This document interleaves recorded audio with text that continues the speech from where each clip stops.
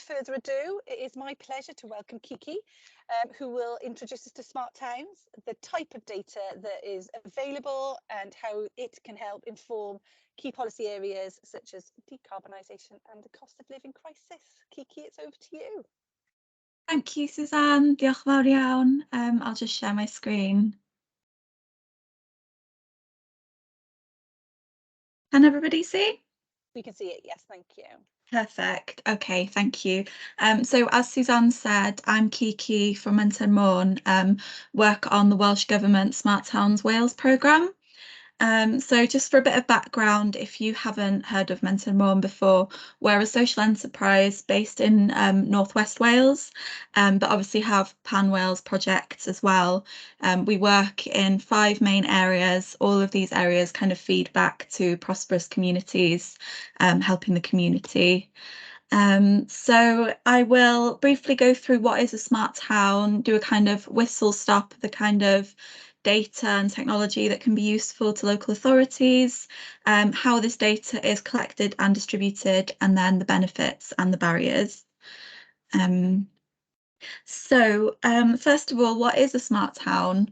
So a smart town is an urban area that uses different types of electronic methods and sensors to collect data, and then insights from that data are used to manage assets, resources and services efficiently.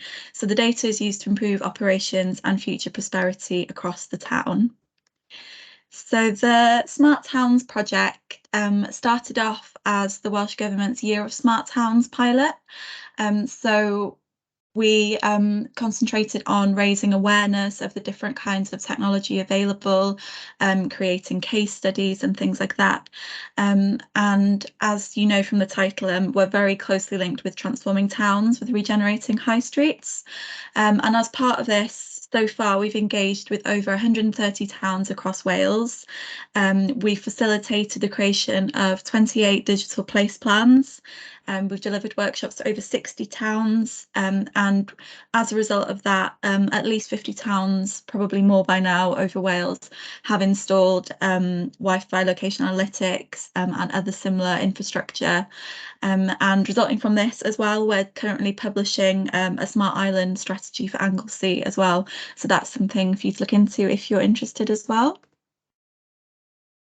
So how do you become a smart town? So we work with town councils, local authorities, community groups, businesses, anyone really who's interested, and we host workshops with them where we concentrate on the town holistically, on the kind of issues and challenges. So we don't go in kind of guns blazing, trying to throw in technology just for the sake of it. So it's really kind of thought out, and it's all part of an action plan. So whether that's an existing placemaking plan or a specific digital plan, it's important that that digital is included in those. So as part of the action plan, we look at what infrastructure is needed, whether that's Wi-Fi, LoRaWAN, fibre, etc. And then we look at what other kind of technology we can add to that. So different apps, different sensors that can help collect more data. And then most importantly, it's about turning this data into decisions. So we'll go into that a bit more. So like I said, we identify the challenges. So unfortunately, these tend to be quite similar in all the towns, things like transport issues, parking issues, empty shops, kind of run-down streets, negative attitudes. And obviously all this leads to low footfall, and it kind of feeds itself in a really negative cycle. So we all know the situation really. High streets are changing, and what can smart towns do about that? So obviously we don't have like a silver bullet solution that's going to solve all the problems, but what we can do is use data to have solid evidence of these issues, so we can really prove what the problem is and where. We can use this data then to support applications for grants and investment. So it's important to note there as well that the Transforming Towns funding, you're required for your project to be part of a larger place plan, and it's really great to have data as well to support support that kind of application. And then, of course, you can measure the progress of the intervention instead of, throwing money at a problem without really knowing what effect that might be having. It's important to note that we're using similar technologies as, people like Tesco have been doing for decades. It's nothing new, nothing, scary. It's just giving the high streets that opportunity to play catch up in a way, giving them the opportunity to learn more about residents, visitor patterns, and of course to improve communication. So that's something from a local authority perspective can help improve consultation with the residents. So basically, be part of the change and not get left behind. Another part of this project has been commissioning a data audit of every data set that is available on Welsh high streets or Welsh towns generally. And this was delivered by Urban Foresight. And we actually have a tool now on our website where you can access all these different data groups. And we also have a masterclass on our YouTube page as well. Following on from this, we're currently doing a bit of research work, so some of you might have been in our workshop yesterday. We're exploring the role of regional data analysts and how that would help support Welsh towns. So really interesting stuff going on there. So why should councils be investing in smart towns? Obviously, anything that is happening in a town affects the larger, the council on a larger scale. Any kind of savings that you can make on a small scale can be amplified.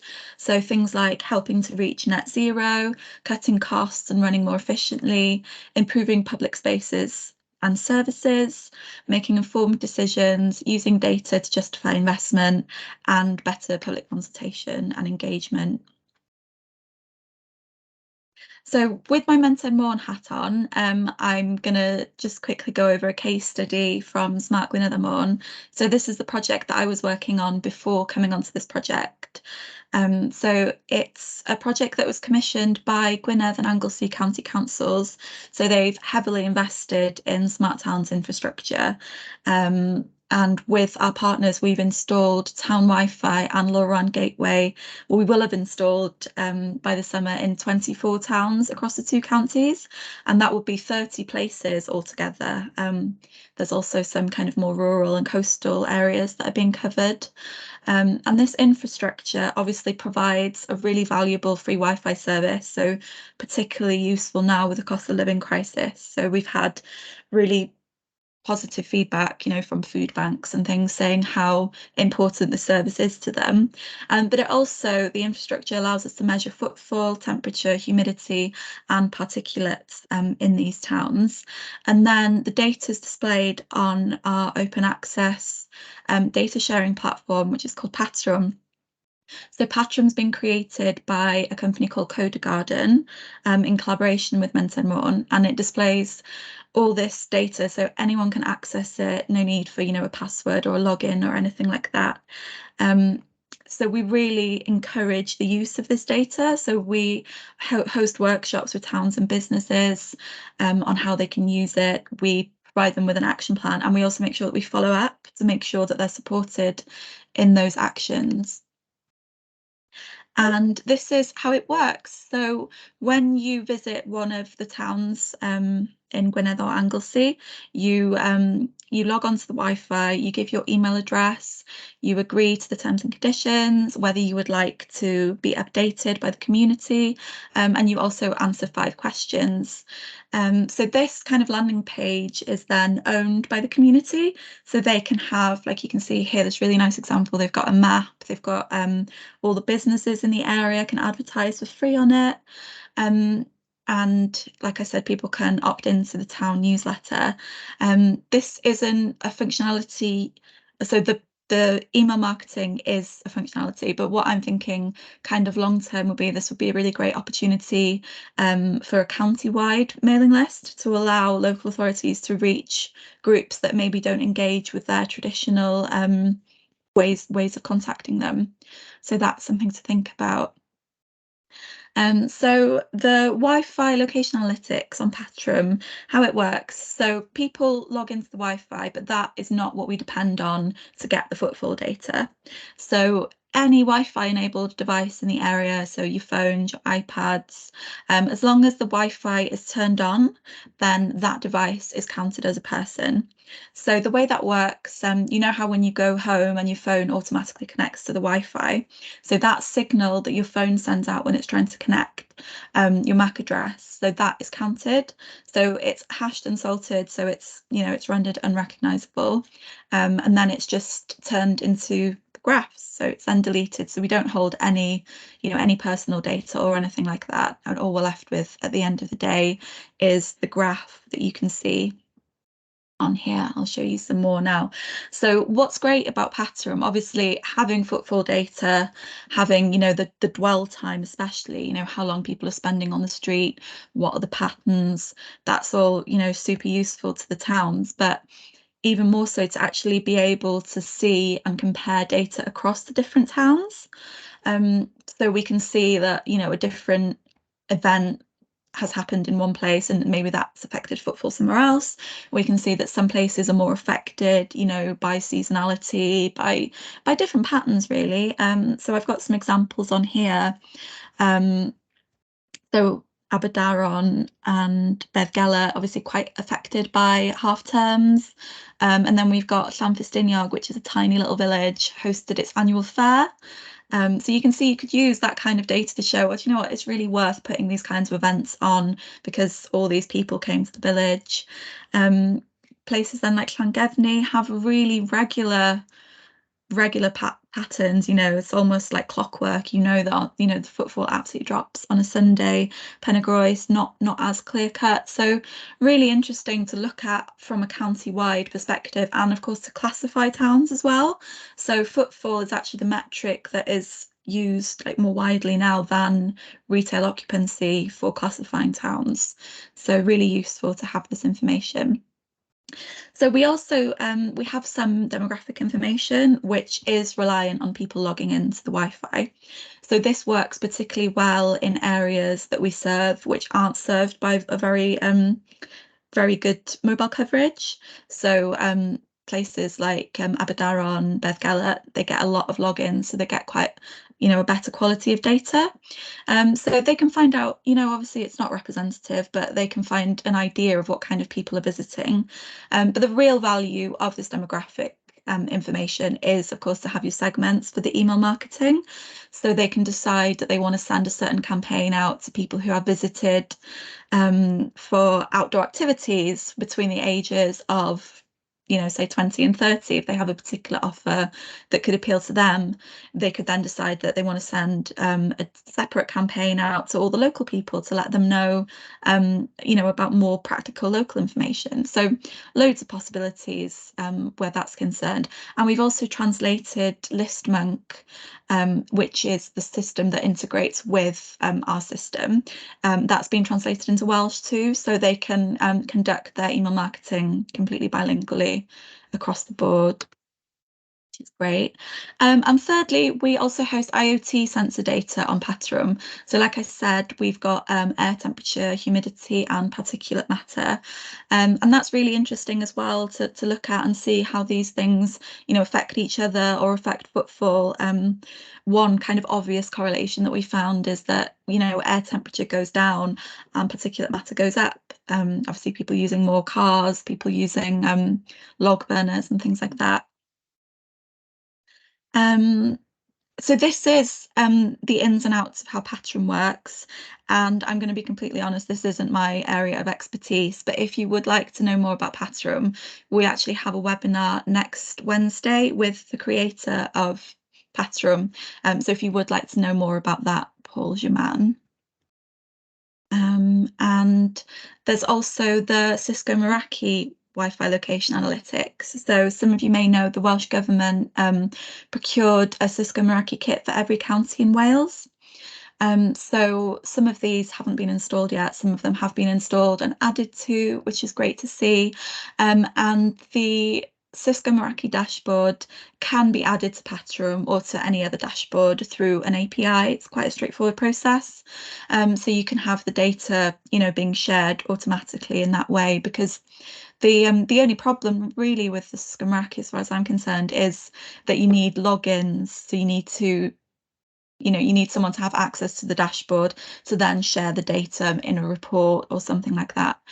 So it can't be as widely used as an open data source kind of thing.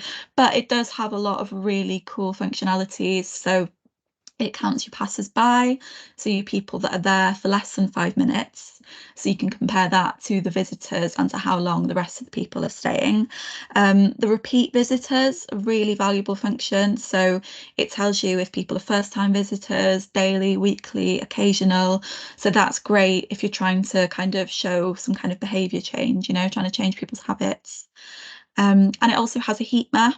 So that's really interesting in terms of how a high street works, where the busy areas are, which areas would need more services in a way.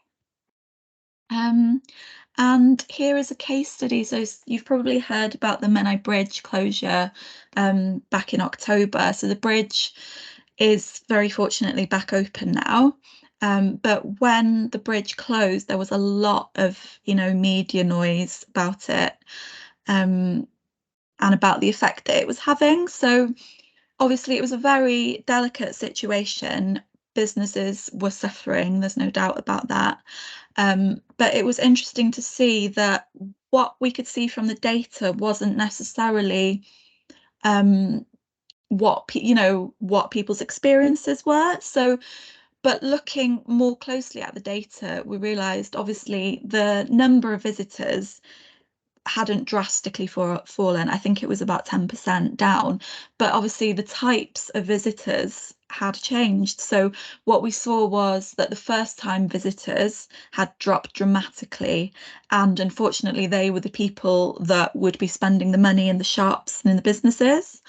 So the cafes and the coffee shops, they did better than the shops because more local people were staying local. They were spending more time locally rather than going over the bridge.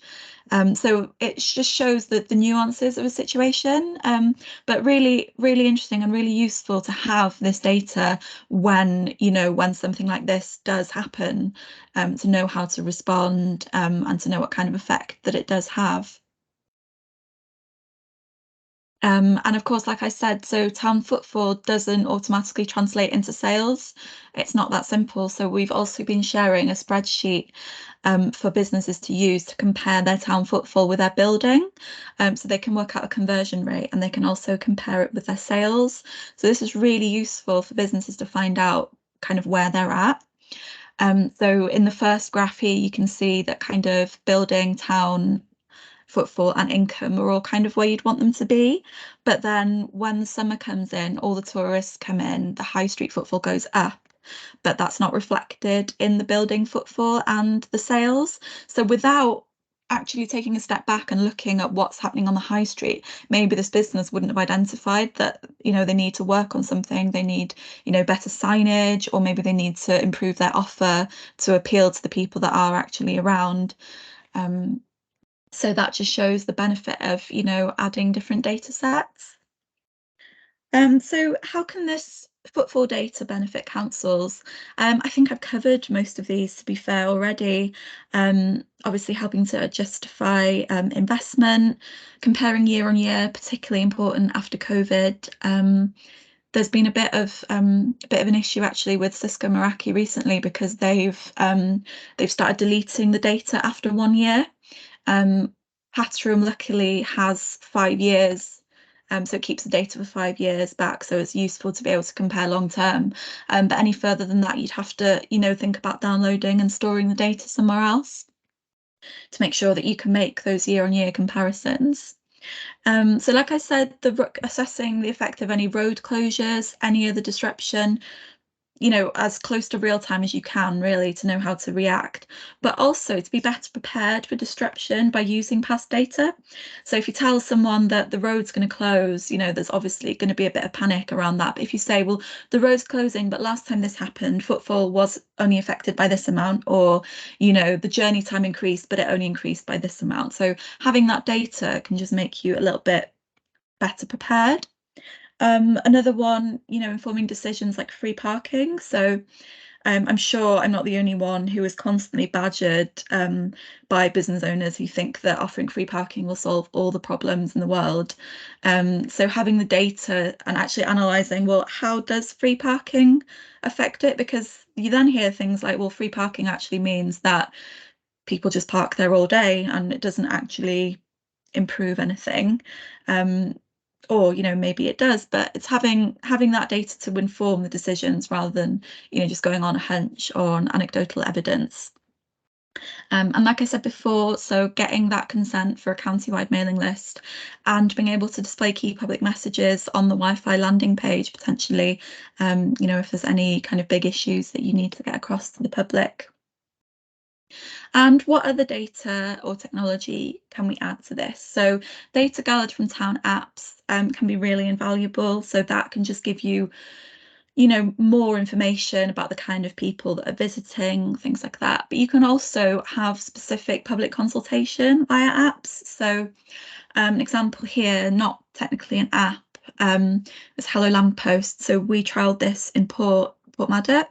So it's the first trial in Wales actually, and this Hello Lamppost allows people to text a lamppost, a bench, different inanimate objects around the town, and actually have an AI generated conversation with them to find out what they think about the town, what they think could be improved, what kind of experience they're having there.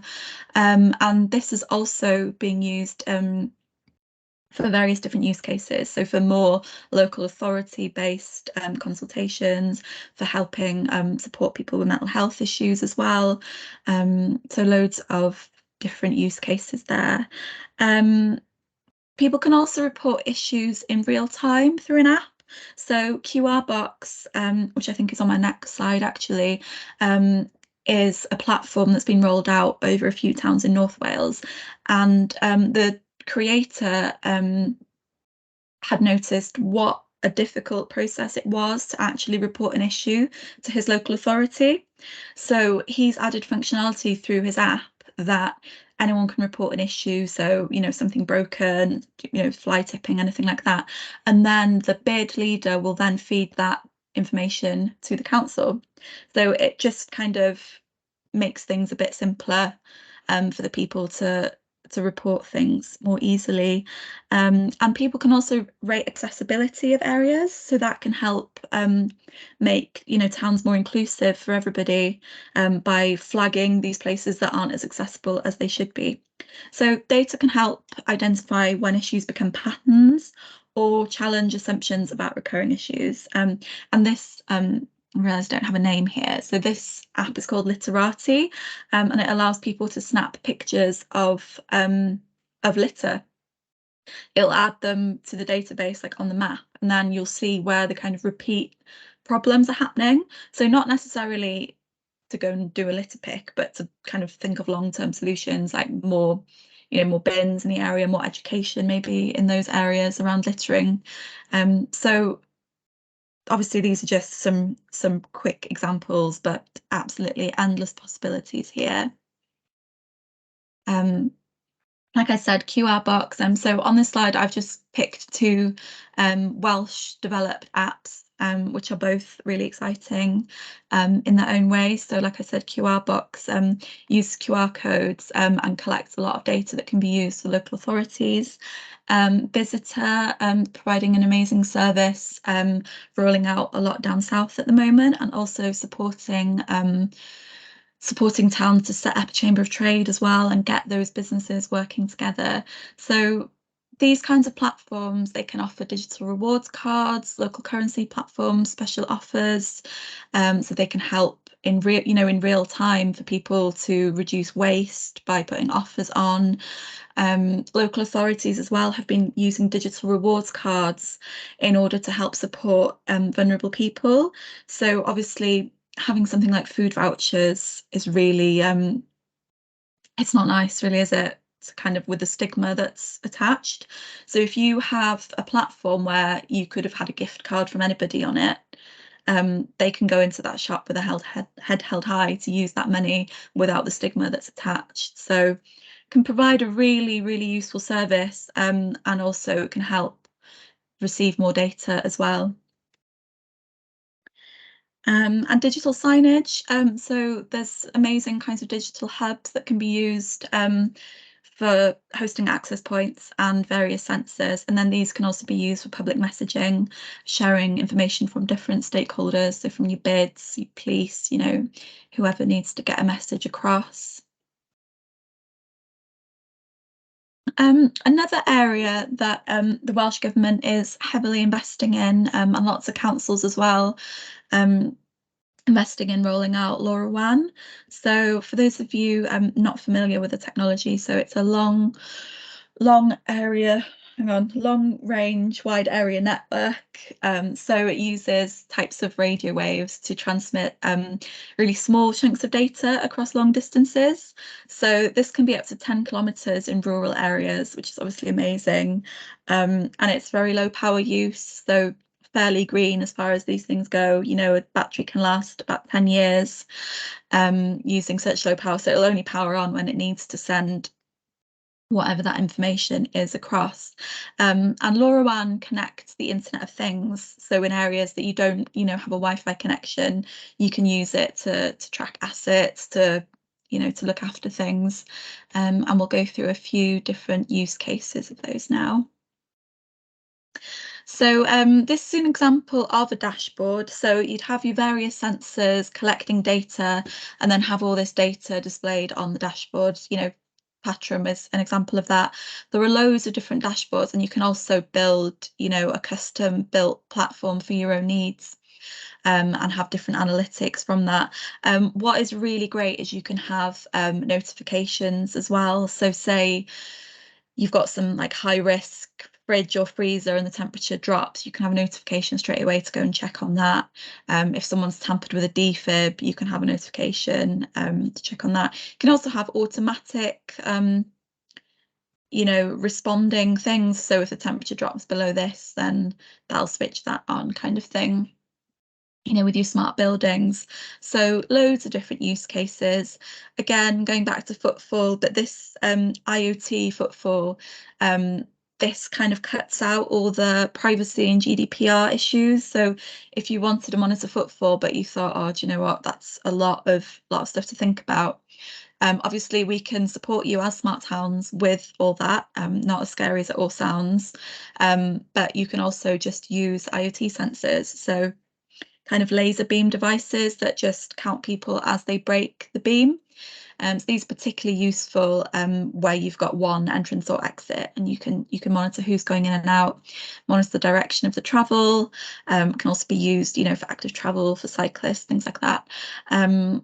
The benefit being that it's anonymized, and also benefit of if you've got buildings where you have health and safety issues. So if you're only allowed X amount of people in a public place, this is the perfect technology to allow you to keep on top of that without, standing there with a clicker. And another one is improving air quality.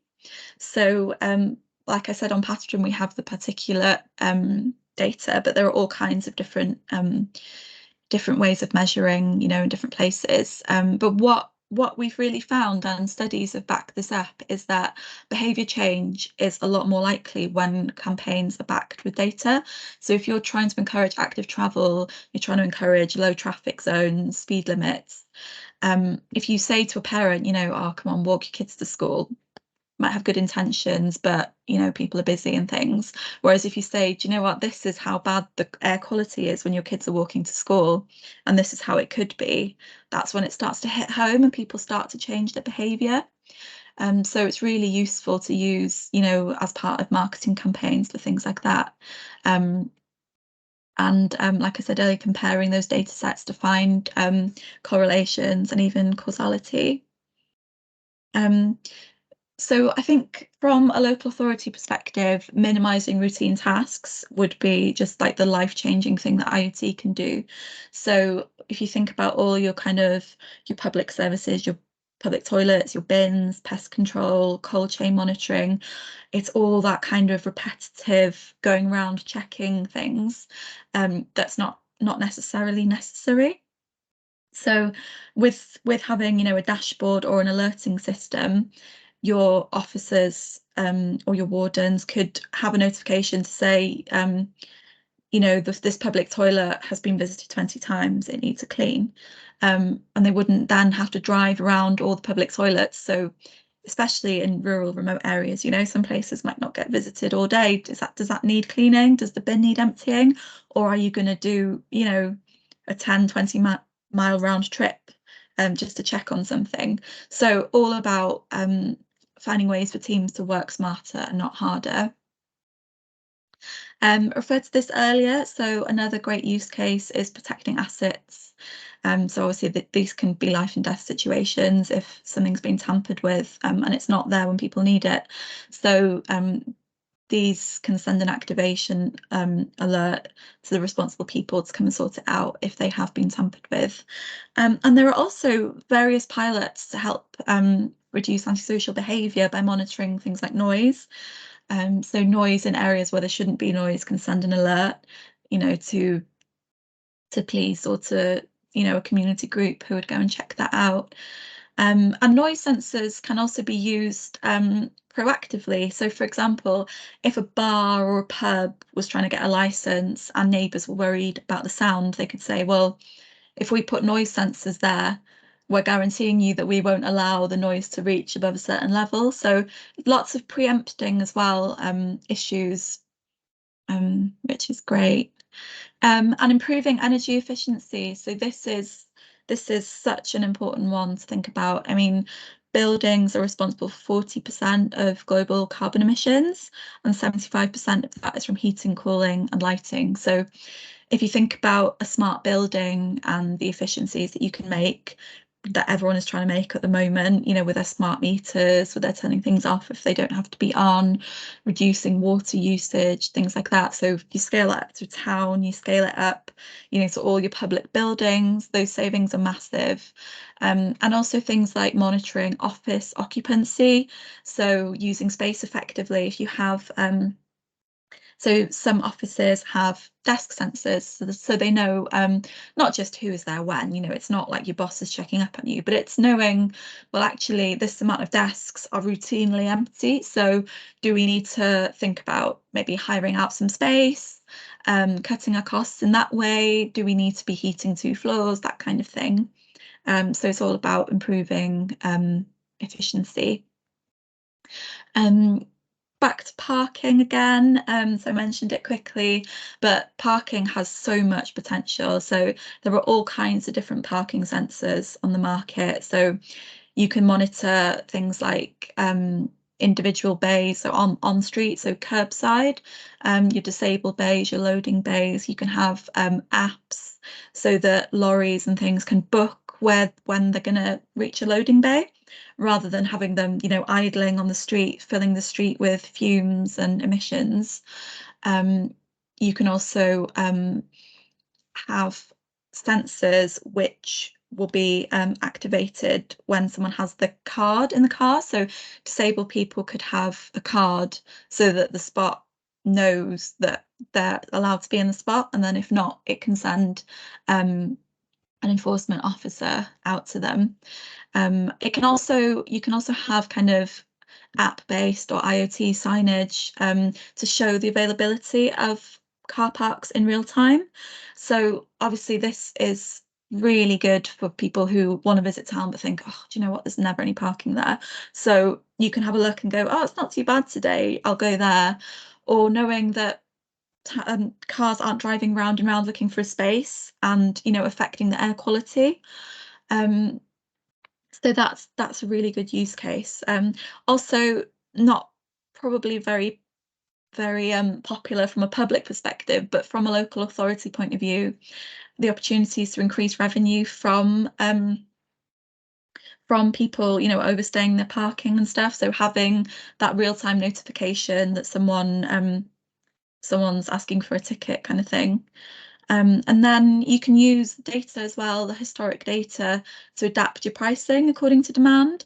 So say you've got a car park that's always full in the centre of the town and the other one isn't so full, you could maybe lower the price in the the out-of-town parking to kind of encourage more people to park there, redirect footfall to quieter areas in that way.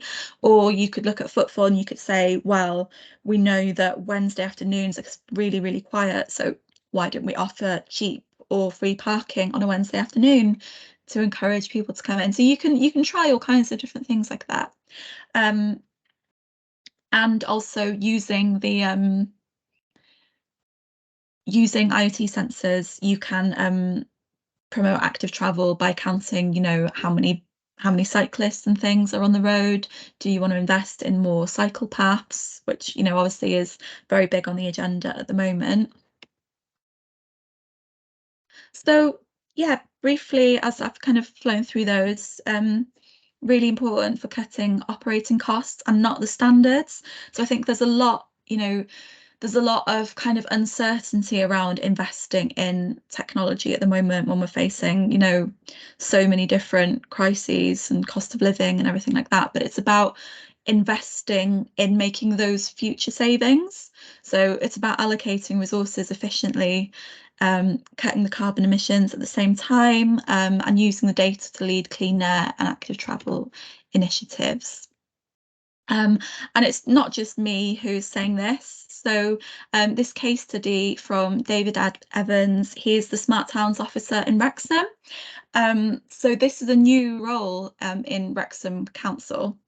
And David was really keen to try and kind of make the smart town stuff relatable to people within the council and to outline how many savings can actually be made.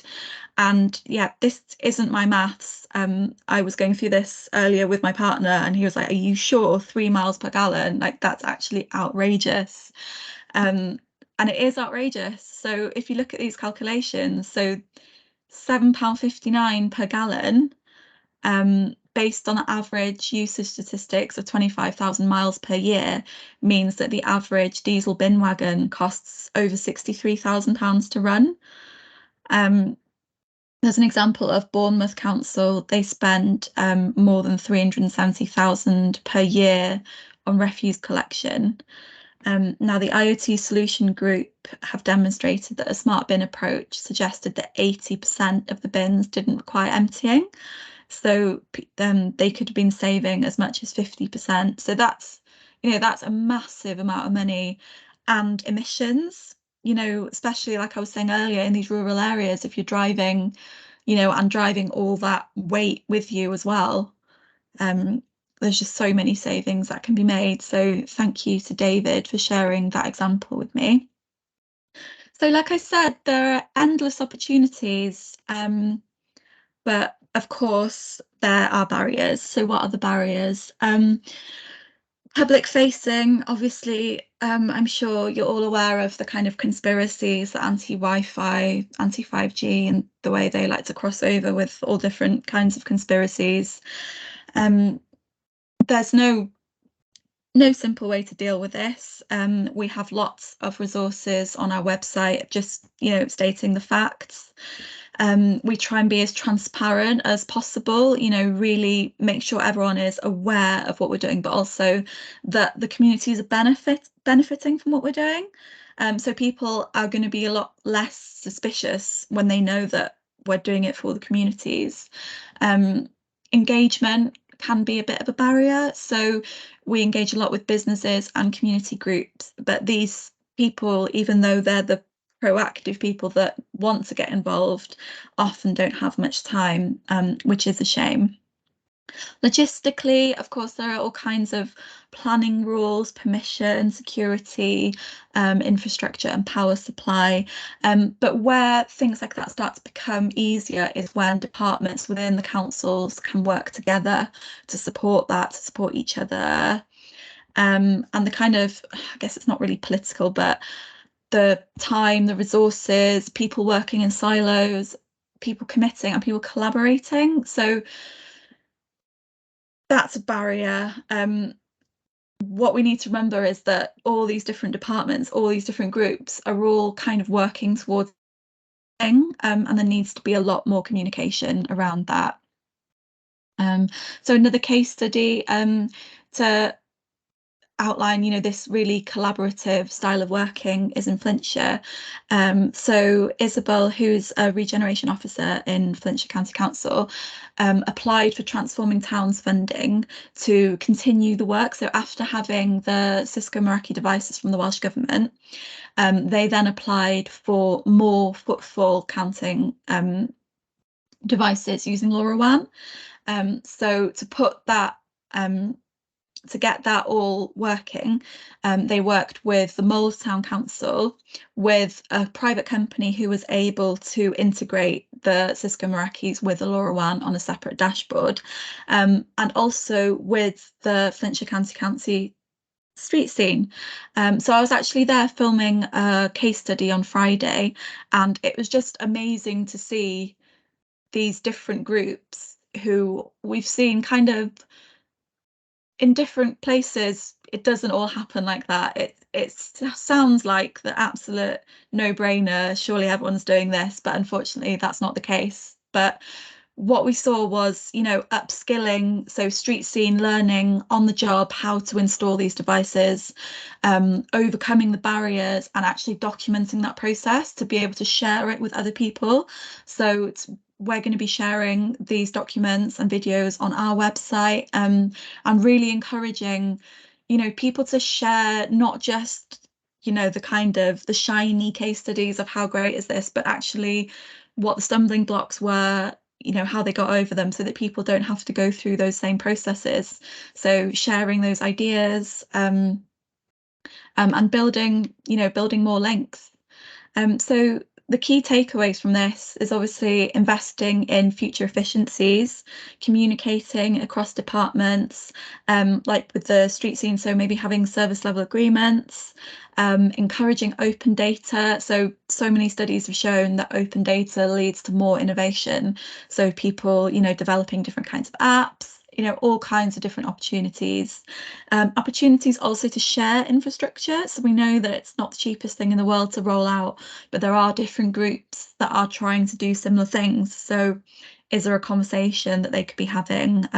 We definitely try and facilitate a lot of those conversations. And of course, back to sharing the knowledge, barriers and best practice. So on that note, if you'd like to share your journey, we're planning an online networking lunch session, which is going to be really informal and just a chance to be able to kind of share, you know, maybe even their frustrations, like what's going well, what's not going well, what they're hoping, and just a general kind of chat. And we have so many resources on our website if you'd like to learn any more about this. Also welcome to contact me and the team, and you know, we'll try and support you in whichever way we can. And thank you. I think we've left time for some questions there. Absolutely. Thank you ever so much, Kiki. That was excellent. I was genuinely gripped from beginning to end. And I've got to say, what I think is that you've taken what could be quite a, I've used the word scary. I don't mean scary as in fearful, but like, you know, something that sounds like, oh my gosh, that's something I don't know about. That's something that I'm not going to be able to understand. You've taken that and made it so clear and accessible that, you know, obviously we don't work in local authorities, but I feel so inspired that I really suspect that hopefully others on the call will as well.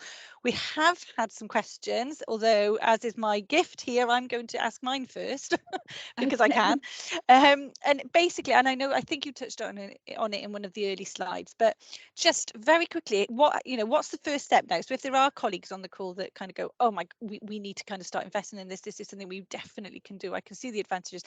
What's the first step? How does somebody kind of go from here to, what's the first step?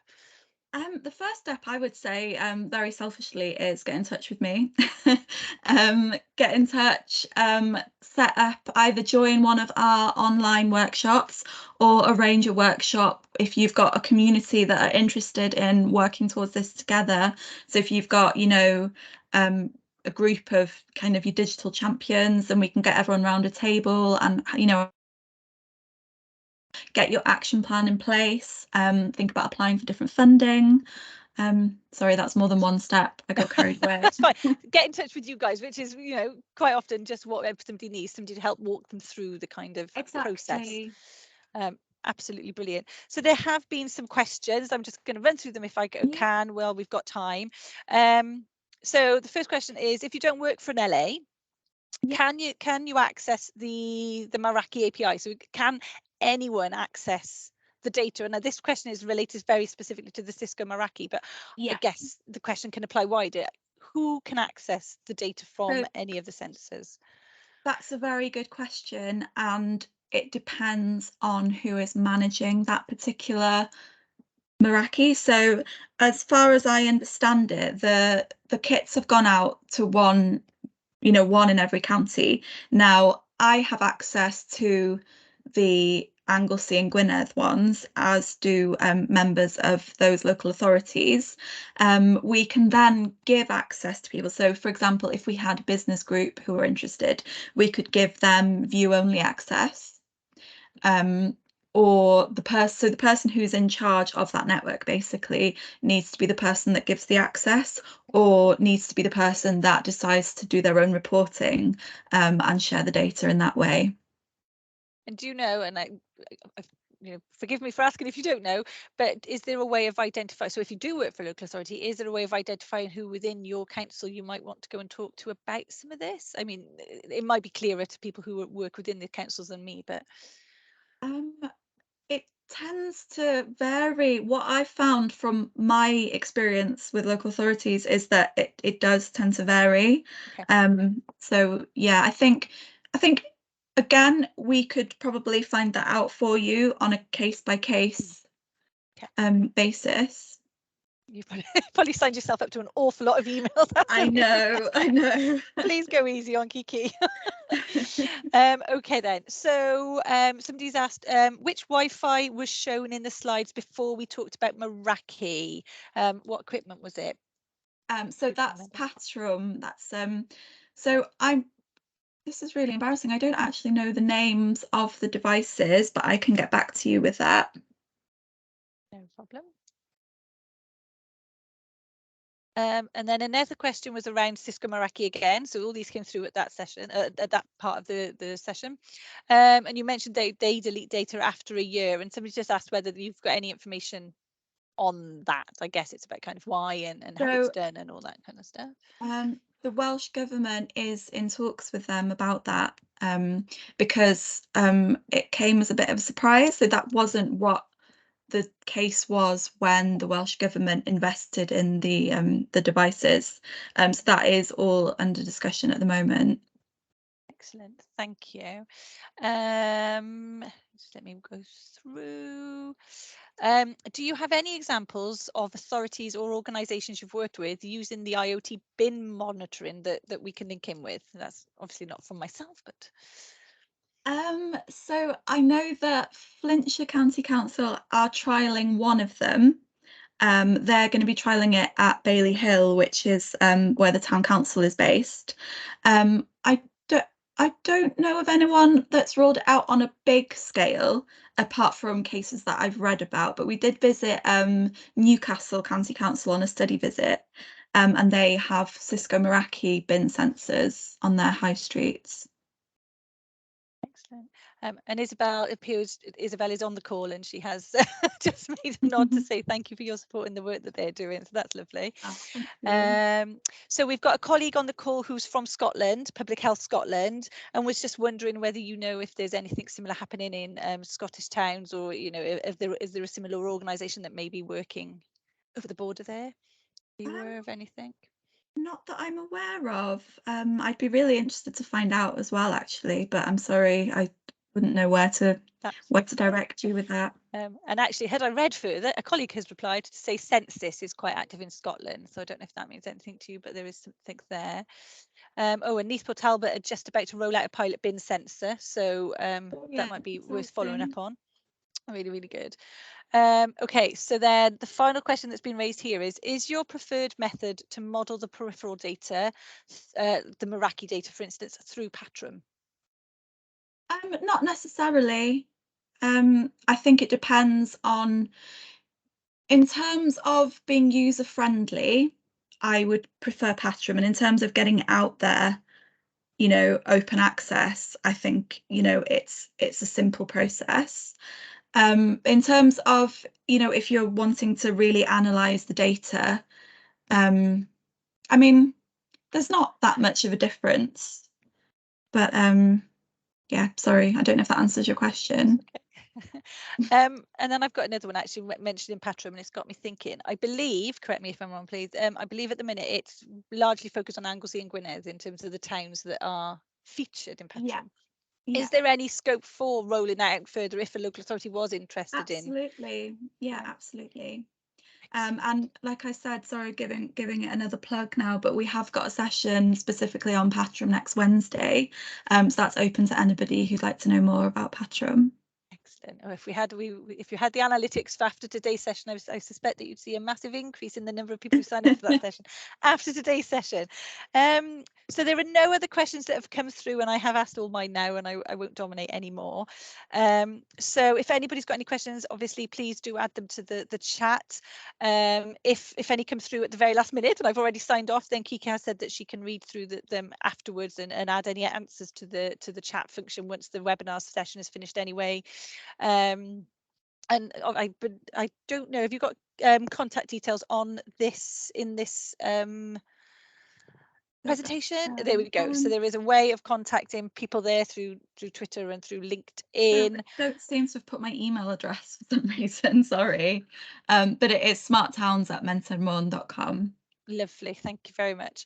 And is there a link to the session on Wednesday as well? Somebody's asked the link that they can use to sign up for that. Yeah, if you could so add that. That's on our Eventbrite. I will add it, so I'll put it Brilliant. in the chat now. That would be absolutely perfect. So as long as there are no other questions, we've gained about, I don't know, 3 minutes. So that's amazing. Thank you ever so much for the session today. Like I say, I genuinely found it gripping and very, very informative, and I'm sure that you will be inundated with requests. So apologies for that. No, but hopefully all for the greater good. To it.